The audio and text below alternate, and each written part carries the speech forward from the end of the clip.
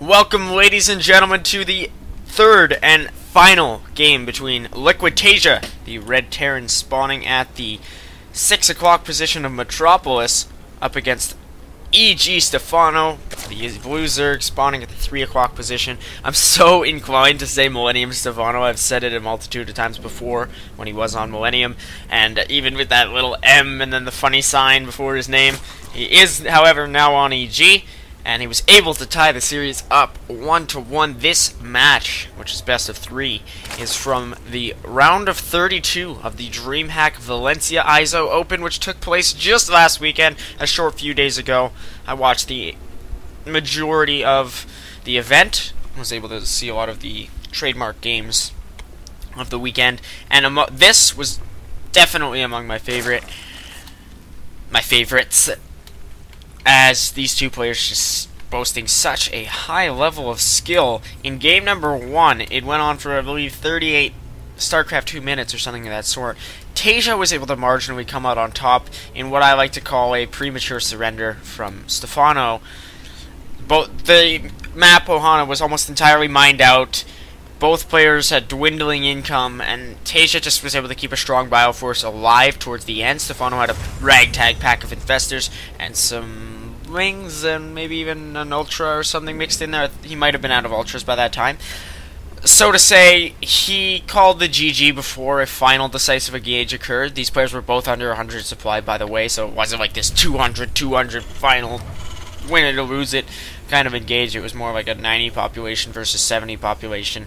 We do now see TaeJa going for the build he's favored in all 3 games, which is this CC right away before Barracks, which MVP did versus Slivko in the series I brought you just before this one, not counting the first game of Nurchiel versus Hyun, which, like I said before, is on hold while I bring you guys the rest of this series, essentially this game.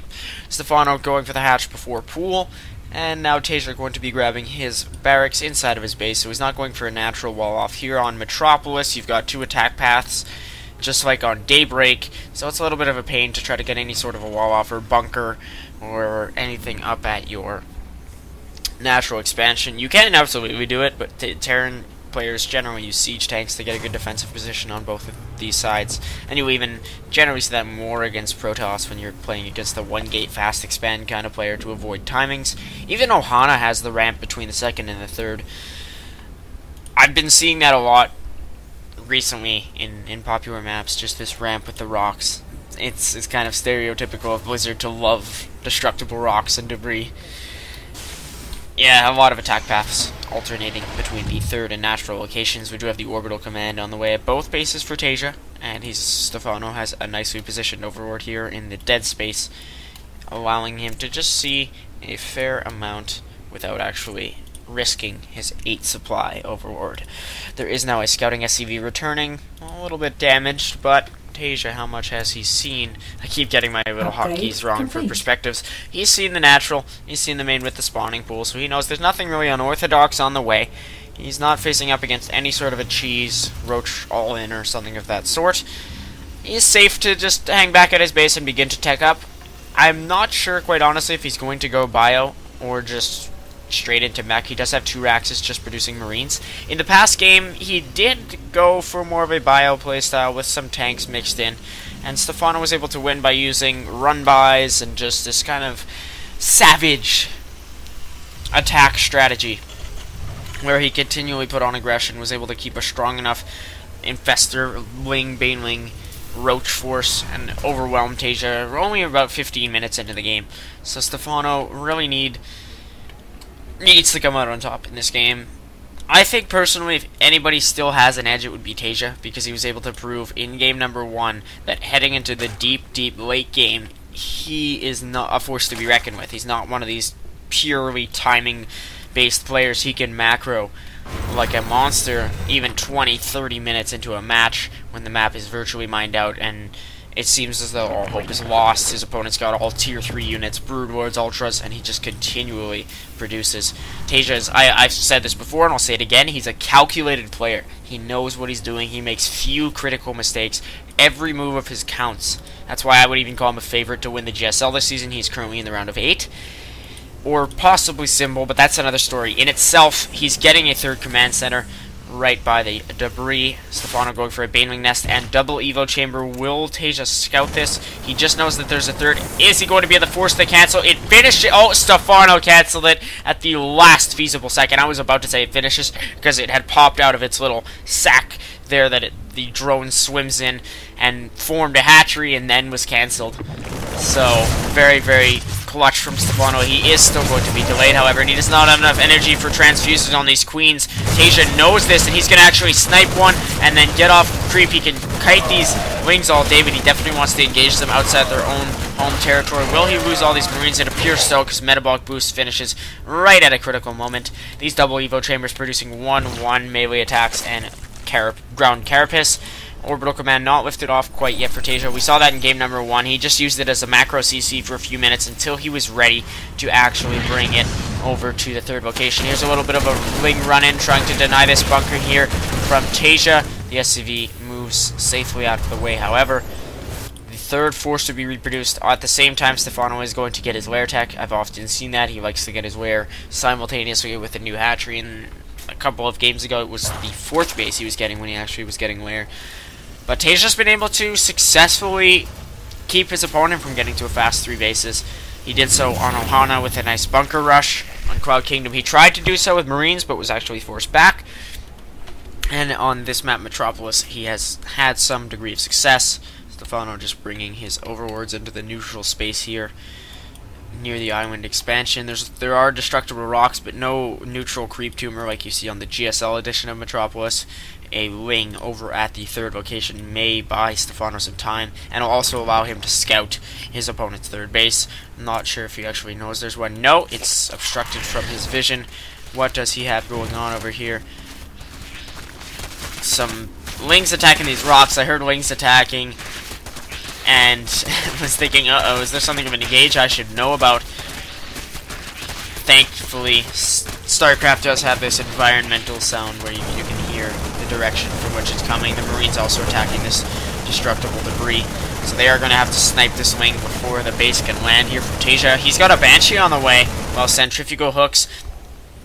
Researches for Stephano. He's also getting an infestation pit, so if TaeJa's able to get some Banshees out in time to support these Hellions, and before any actual infestors are out, that could be huge. He actually already has one out on the field. My apologies for neglecting to notice that any earlier than I did. 1-1 for his infantry. TaeJa's infantry short going to finish. He's just denying some creep tumors, kiting these wings all day. My mouse is also being an idiot. The speed wings trying to get a good surround, but there are not enough of them, I don't think, to actually deal with these Hellion bikes. Stephano morphed to defensive overseer just to be sure that his opponent was not getting cloaked. This Banshee's actually gotten a total of 3 kills. I believe it sniped a queen just there. Stephano forced back. The Banewing's going to be targeted down from this Banshee. It's Ally over here with 4 kills and counting, and only 32 health. Is going to be the snipe one as Banewing speed finishes, so TaeJa knows exactly what he's up against just by scouting his opponent's army through engaging it. Pathogen glands on the way for Stephano's infestors. We'll start to see the infestors come out about halfway through this research. He's also got hive tech, and no further hatcheries. He's only staying on 3 bases. We'll have to see him throw down a 4th quite soon if he intends to really go into the mid-game with this. Only 5 health left on this one Banshee, but good micro from TaeJa will allow him to focus down yet another queen. The transfuse critical allows Stephano to snipe one Banshee and potentially another, not in time actually. The Banshee will escape with 68 life remaining. That was huge. Very, very nice transfuse. You'll often see Zerg players, if they can just manage to transfuse a queen or another unit in time, that could be the difference between victory and defeat in a small engagement. Just drank a bit of water there. My throat is burning from the amount of talking I've done, even though we are 12 minutes in. Burrow on the way from Stephano. We saw him abuse burrowed infestors into the super late game of game number 1. He's also getting his 2-2 about in sync with TaeJa, so he's not going to have a definitive advantage. If anything, he might be a little bit behind as TaeJa's getting his vehicle weapons level 1. Then again, there's not really much else for Stephano to research. Maybe missile attacks, but he is not going for roaches. No real sensible point in doing so. There's a Banshee now attacking the 4th base. Stephano really wants to snipe this Banshee. Is he going to get a fungal off? He has the energy. Yes, he will. The infested turrets will snipe it. Let's look at our resources lost. Actually favoring TaeJa by about 300 minerals, so I can't really say he's failed with his Banshees. Huge drop coming, not huge drop, I was actually saying it's pretty huge that Stephano was getting adrenal glands 13 minutes in, but at the same time there is a pretty significant 8 Marine drop coming in here at the 4th base of Stephano, just as that infested Marine clutches its heart and dies. There's also an Ultralisk Cavern, TaeJa beginning Viking production, getting his 2-2 about to finish. Will he be able to snipe this 4th base? This will be actually very close. The Wings running in here, they get a pretty good choke on the Marines, but TaeJa is able to lift off with minimal casualties. He only lost total of 2 Marines, so nothing huge, but he was unable to snipe the hatchery, which was his evident goal. He's getting his 2 vehicle weapons. We'll probably see some 3-3 shortly on the way. His combat shield's only now finishing. That's actually quite late on his part. Medevac's fungled here. One of them dies with several Marines in it. Infested Terrans chasing it down. A missed fungal growth there, actually. And TaeJa is going to lose another medevac to a epic chase from infested Terrans. He's stimming in here and sniping some creep trimmers. Now Ling's running in, trying to get us around on creep. That could be pretty big. TaeJa's briefly unsieged, and his tank lines are actually getting overrun. Actually is all I am saying at the moment. Wings get a good surround, and Baneling's detonating quite well. The Hellions now going to kite them. These 2 tanks are unsieged. What are they doing? And will Infestors be able to get a good fungal off? Nothing major. 1 Baneling detonation does not too much. That is so true, though, that I am saying actually an awful lot. I believe this little chain of saying it happened to me quite some time ago. It's subconscious, generally when I'm tired. Please do not blame me for saying actually too many times, and make sure to remind me in the comments if I've abused it without knowing, without correcting myself and yelling at myself for it. We do have chitness or chitinous plating, however you like to say it, for Stephano's Ultralisks. He's just kind of poking in a little bit, and then it pulls out to avoid and engage with the siege tanks. He's got his 3-3 on the way for his melee units, no ranged, so there's no real point. Save infested Terrans, which are not too huge. Do not receive too huge a bonus from missile attacks, unless it's, again, the super late game, 30 minutes in, like the game number 1 on Ohana. Stephano was actually getting ranged attacks, and there it is again, actually. I said it again. Now it's so stuck in my mind, I will not forget. 4 spine crawlers on the way somewhere from Stephano. I think he's been facing some aggression here at the 4th that I've neglected to see because I'm too busy hollering at myself for repeating words. TaeJa's got his 3-3 on the way, and 10 Marines of 1 significant production. There's a very high ultra count, however, from our loser player. This drop has been dealing so much damage. TaeJa literally just drops the Marines again on the upper ramp and heals them. So very close to Stephano's units. He could honestly just run up with some Lings and surround all these Marines, or even some burrowed infestors to chain fungal the medevac and the Marines together. There is now a 4th and 5th base on the way from TaeJa. He's got a planetary fortress at his 4th. So this 4th has already been established, but he's also getting a 5th base at the same time. Harvester count showing 77 drones to 69 SCVs. Not too huge a difference at this point. Not too many workers have been killed, only 3, but a lot of units killed by TaeJa. Stephano opting for a Spire. We'll likely see some greater Spire tech afterwards. But TaeJa definitely has the infrastructure to deal with this. He's got a starport with reactor and added on another one just now somewhere on the map. That will allow him to just completely pump out Vikings en masse and deal with any sort of brood lords, unless Stephano was able to keep a good corruptor count and a well-upgraded corruptor count. Even now, 3 vehicle weapons from our Terran player. I mentioned this in the last game, but you very rarely see vehicle plating. I'm not sure why, if anybody wants to explain. Kind of how you don't see shields from Protoss. There were actually a few infested Terrans thrown down there. I'm not even going to yell at myself. I know I said it again. 4 Ultras and a handful of Banelings moving in from behind. How is this engaged for Stephano? Not too great, because TaeJa gets a 2-pronged surround on them, but then again, Stephano pushing in from the front side. That was a crazy engage. Stephano and TaeJa trying to play the roles of tacticians, as any good StarCraft general should. I'm not even sure who to call the winner from that battle. Stephano runs in with a handful of Ultras. TaeJa's able to get a sandwich on them, but then he's almost overrun at the frontal area by Ultralisks. A few Banelings trying to chase down Marines. One of them dies. Stephano's force is not too well equipped to deal with drops. He should definitely get some mutas out, I think. Just a handful of mutas. So mobile and adequate enough to deal with medevacs like this, they're able to outspeed them. There is actually a Raven on the way. If I say actually again, I'm sorry, I will flip. It has reached a point where it's becoming too much. There is now a Raven on the way from TaeJa. You see that in late game TvZ. There is R2 medevacs getting fungled here. One of them might escape. TaeJa actually, it stopped for a minute. TaeJa should have controlled that better because he loses 2 near-field medevacs. The Greater Spire morphing in from Stephano. He's got another Spire on the way as well for upgrades. This 5th base here from TaeJa getting mass muled. They will mine this out so fast.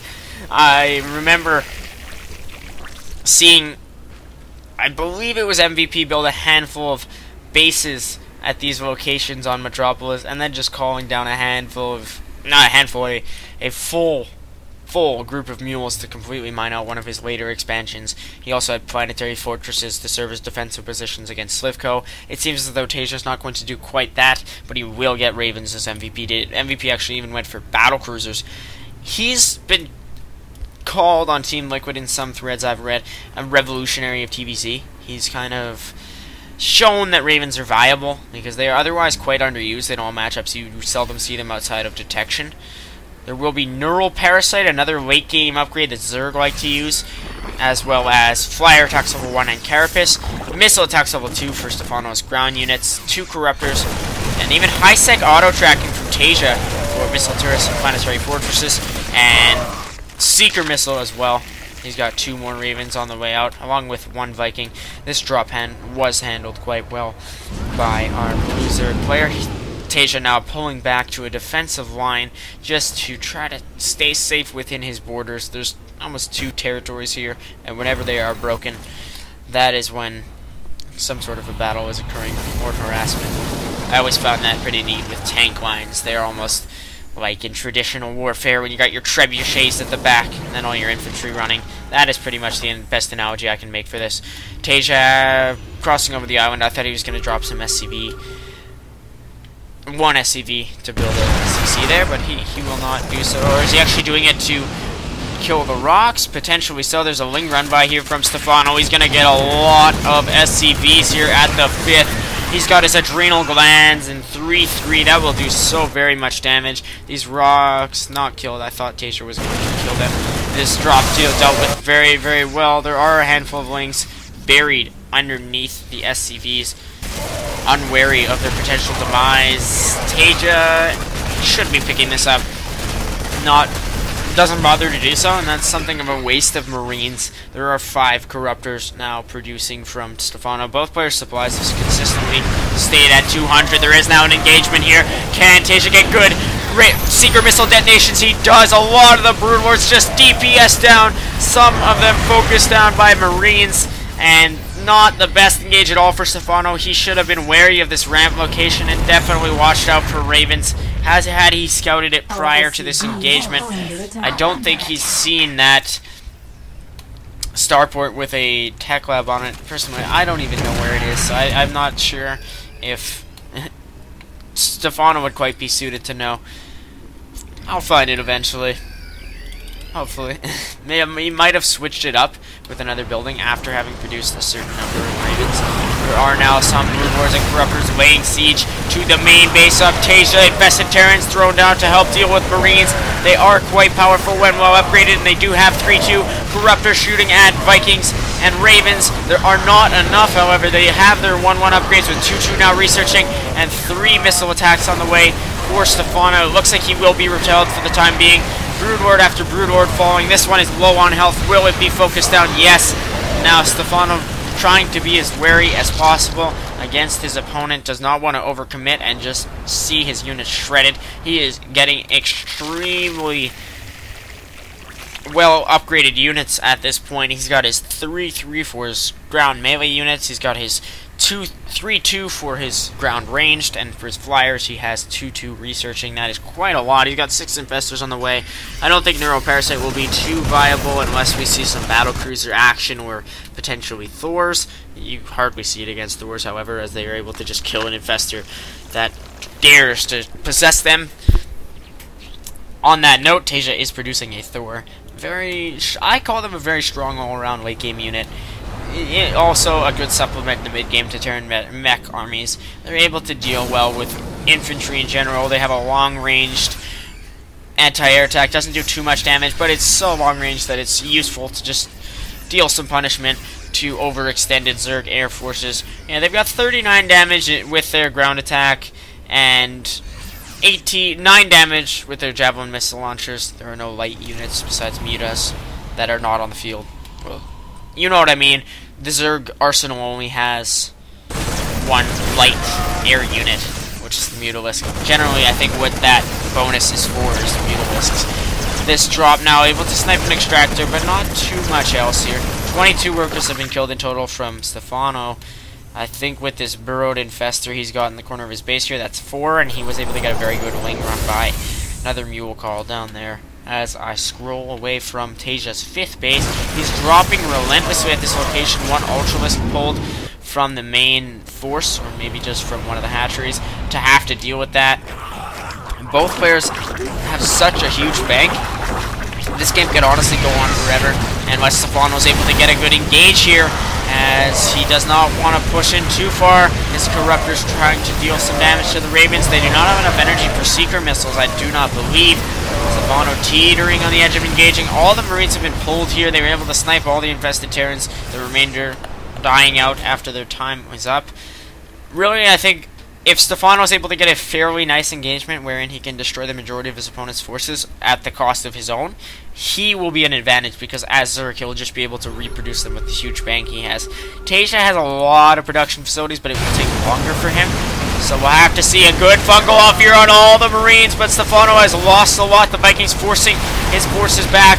All of the Marines are low on health. One more fungal could deal the damage necessary, but there are no fungals left. The infestors running into TaeJa's massive army and dying. It looks like this will be very close. The Vikings with an intimidating presence in the sky chasing down Broodlords. It looks like these two will be caught and killed by these very powerful anti-air units of the Terran army with their 9 range. Stephano reproducing 26 Lings, 5 Ultras, and 7 Corruptors, but to morph them into Broodlords, it will take him quite some time. Will he be able to pull this one out, or could this be the definitive push in from TaeJa? His opponent still has a huge bank, but his gas again dwindling. That happened to him a few games ago. He had the minerals, just did not have the gas, while his opponent had a balanced bank favoring a little bit more gas, and he can make Ravens in that case. Stephano doesn't really have those gas-heavy units. Infestors are just all-around expensive. All the Banelings here morphing in. They're going to be caught out of position, not able to detonate too well. These Marines, high on health. They were low on health not too long ago. Good fungal, but it's on all the mech, none of the infantry. One Baneling detonates decently, but nothing major. And now Stephano is able to establish a base here at the 6th location. Again, TaeJa floating his orbital over it. 50 Lings coming out from Stephano. I don't know if it'll be enough, however, his supply slowly dying down, and he just does not have the gas banked up to actually be able to reproduce enough Ultras and Broodlords. He's only got 1 Broodlord on the way and 2 Ultras. If we look at our units tab, he does have a total of 5, but he's trying to regroup all the forces possible. He's going to be able to overrun this tank line, however. This could be a turning point in this engage. These 3-3 Ultralisks just munching through tanks so easily. The Vikings even landing with their 1-1 upgrades to deal some damage, or maybe 1-0. I wasn't able to see it in time. A very nice pickup there from TaeJa. He's going to be able to get out in time. Minimal losses to him, as there are no infestors with enough energy in the right place on the field. There's only one, and that is not even sure where. I believe it's in the base of TaeJa. 17 kills, rank assassin, able to get this one over burning. Now the Marines trying to drop in the main base of Stephano. Broodlord able to finish them off, while the Ultras and Lings DPS them down. This is not looking good for Stephano at this point, heading into this late game stage. TaeJa has a very well balanced bank. He's got a good number of production facilities, a very high Marine count. His late 3rd tier units with Ravens in there. He's got a Thor to supplement with 3 weapons upgraded, and now Stephano is going to have to really pull this one out of his hat, because this is going to be a tough engage for him. There's that Javelin missile launcher catching 1 Corruptor from afar, not dealing too much damage, however. Again, it shoots, but he's only brought down to high yellow health. Useful enough, though, to force Stephano to be careful with his air units. Banelings again morphing into bad position. All the Ravens are fungled, and they have high energy. I don't think it will matter too much, however, they have too much health to die in one round of fungal growth. Stephano moving in here. The tank's able to siege up very well. My apologies for missing that for a second, but it looks like Seeker missiles going to detonate and deal a lot of damage to the Ultras. One of them dying there. And it looks like these two Ultras and one Infestor are going to be chased down. Will it hit? Yes, right there, popping the one Infestor and damaging the Ultralisk. I believe it might have had the extended upgrade with the additional fuel or whatever, where it's able to last longer. And so it looks like TaeJa is just going to move in here at the 5th base, and this could be GG. I don't see Stephano taking it. His supplies down to 87. Devastating loss for him for sure. He played a phenomenal game 1, an excellently thought out game 2. In game number 3, he just lost to TaeJa's relentlessly aggressive playstyle. And it looks like TaeJa is just waiting for the GG at this point. He knows he's got this. He's got 2 CCs landing at the island location, calling down a ton of mules, a total of 8. That they, again, will mine that out so quickly and add to his already... I was going to say already nice bank, and then I look over and there's not too much left, but it's because he's producing upgrades with a handful of troops. There's one Seeker missile detonating, another hitting an Ultralisk head-on.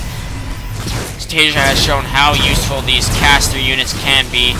Even the Queen shots are absorbed by the PDD, Point Defense Drone. TaeJa is knocking on the main doorstep of Stephano. He throws down the Manor Mules, 3 of them here near the Hive. And the Hive cluster's under attack with minimal defenses. Ladies and gentlemen, I am almost ready to say definitively that your champion is TaeJa. There's a huge detonation on all the Marines there. The supplies difference way too large for that to matter, however. And Stephano says, haha, well played. He is well-mannered to the end. Thank you very much for tuning in to this cast. I'll catch you guys in the next game. Goodbye.